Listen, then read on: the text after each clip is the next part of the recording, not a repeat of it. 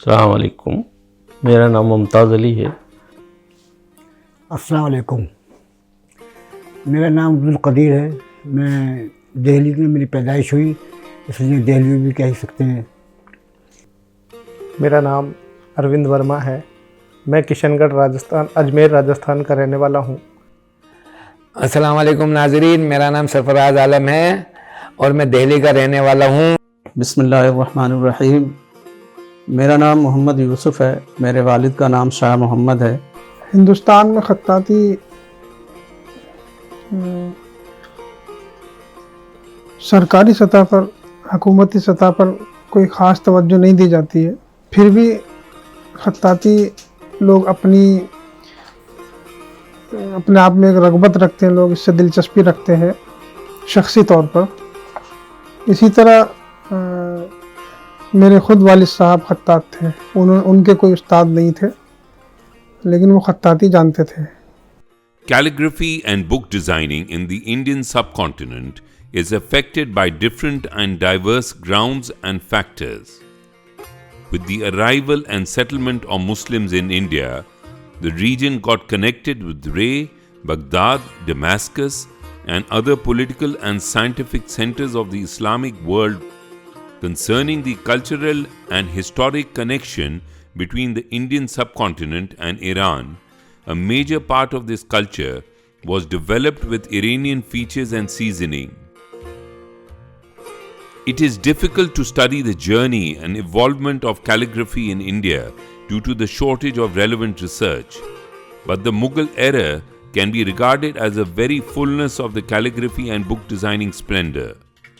Babur, Humayun, Akbar, Jahangir, Shah Jahan, and Aurangzeb were the most powerful kings of this empire. در این دوران افراد زیادی از ایران به هند مهاجرت کردند و در اونجا صاحب نام شدند و بزرگترین و بهترین دوران طلایی حکومت‌های اسلامی در هند و دوره تیموریان بود که اینها به علم و ادب و فرهنگ، چون اینها تربیت یافتگان ایران بودند، به زبان فارسی، به ادب فارسی، به خط و شعر، نقاشی علاقه زیادی داشتند. According to historical accounts, the great Akbar owned a library containing 24,000 books. During Shah Jahan's rule, Akka Abd al-Rashid Dalimi, the apprentice and son-in-law of Mir Imad, and Syed Ali Tabrizi and Khaja Abd al-Baqi moved to India and accomplished receiving titles of Jewel Pen and Ruby Scribe. In the past, calligraphy and scribing held a special position in the lives of people. Kings, men of letter, and scholars were interested in calligraphy. خیلی جالبه که در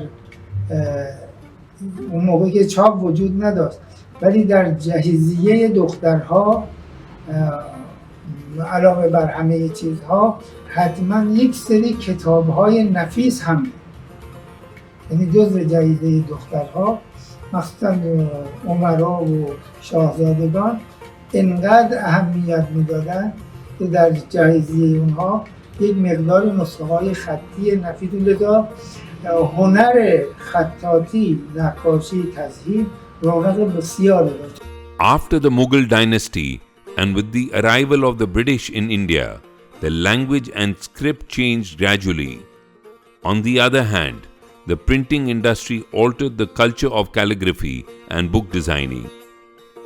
Also after the independence of India, the old splendor of calligraphy and book designing did not recur. All these made this art, like other traditional industries and arts, lose their former prosperity. In the meantime, India inherits a script tradition that goes back to 1000 years ago, surviving the historical and political adversities by inscribing the Quran and scribing literary works, manuscripts, inscriptions, genealogy, documents, and decrees. Some unique examples of this heritage are kept and preserved in many historical places and museums. ما دنبال این بودیم که باز دوباره این هنر زنده بشه و بعد شنیدیم که بسیاری از خطاطان و اینها هنوز در هند وجود دارن، از شاگردان خطاطان بزرگ و همچنین تزهیرکارا و نقاشها و اینها رو به ندرت در گوشه و کنار به شغل‌های خیلی معمولی مثلا شغل کارگری مشغول بودن و به شغل‌های مختلف اینها رو جمع کردیم و امروز بخش هنر مرکز فیلم یکی از بزرگترین بخش‌های این مرکز तकरीबन 15-16 कुरान मजीद लिखवाए और दुनिया का सबसे बड़ा कलाम पाक जो ये आप देख रहे होंगे, दिखाएंगे ये आपको, ये मैंने लिखा। इसके बाद एक ये ख़ते दीवानी में है, ये भी मैंने लिखा। इनके बाद भी मैंने तकरीबन 4-5 साल काम किया। मुग़ल पेंटिंग, ईरानी painting, classical painting, Indian miniature painting, सभी टाइप की पेंटिंग्स में मैं काम करता हूँ। यह है कि पिछले 2 साल से कंटिन्यू वो मुझे काम दे रहे हैं, हर तरीके की मेरी मदद कर रहे हैं और उसी के साथ में ये सहीफ़ सज्जादी है, एक नया प्रोजेक्ट उनका जो चल रहा था।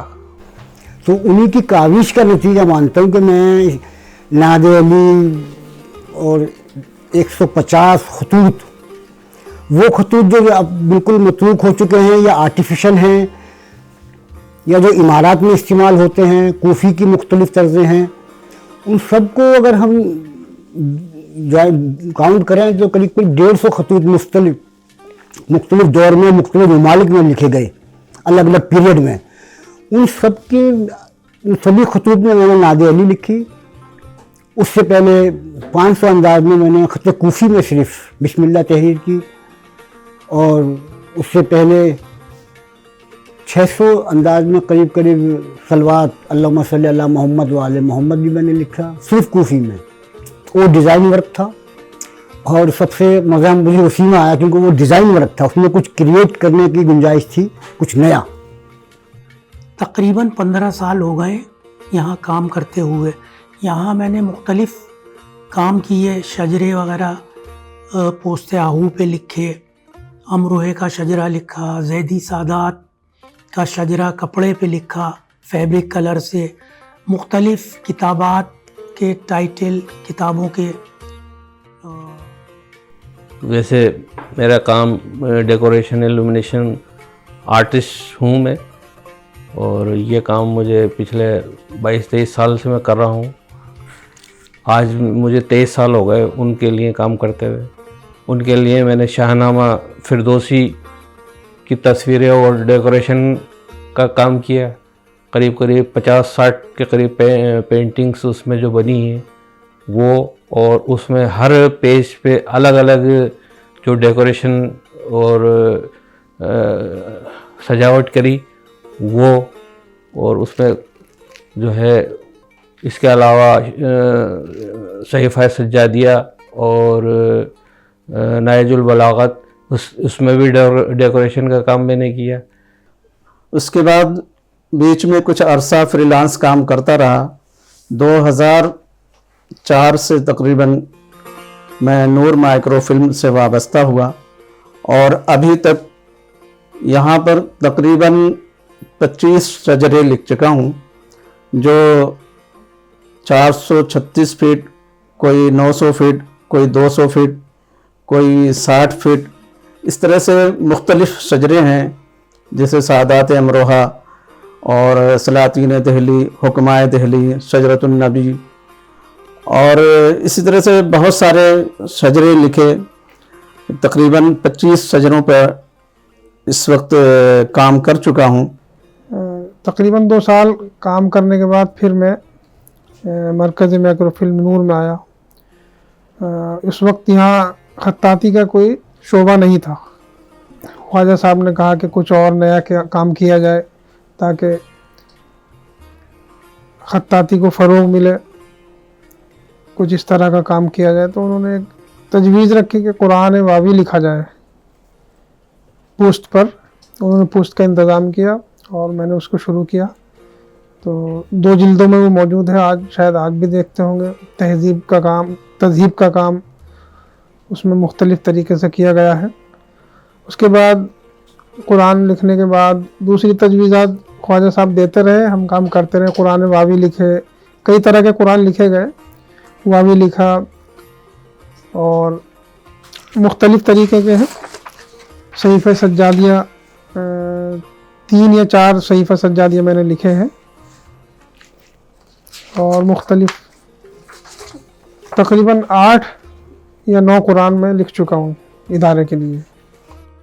The contemporary Indian calligraphers and painters are exercising and trying in their attempt to survive the traditions of their ancestors and to keep the culture of calligraphy and book designing alive. In line with the revival of this tradition, a unique collection of the Holy Quran, genealogies, and other works of art has been established by the Indian artists in Noor International Microfilm Center.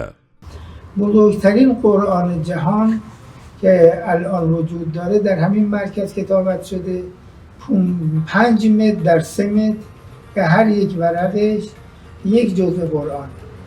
بزرگترین صحیفه سجادیه در 300 برگ با 300 تذهیب کار انجام شده که در خط کوفی نیشابوری در این مرکز و کارهای بسیار ارزنده و جالبه که بزرگترین شاهنامه جهان در همین مرکز کتابت شده و امروز به عنوان یک اثر ماندگار در هند مورد توجه هستش. این شاهنامه حدود 20 کیلو وزن داره و خدمت شما عرض شد که 8 ستونه هست، 70 خورده تصویر داره و تمام تذهیب همه صفحات تذهیب داره و تذهیب ها با تذهیب های هر صفحه دیگه متفاوت است. These artworks are created based on the traditional arts of India, aiming for the preservation of this priceless heritage.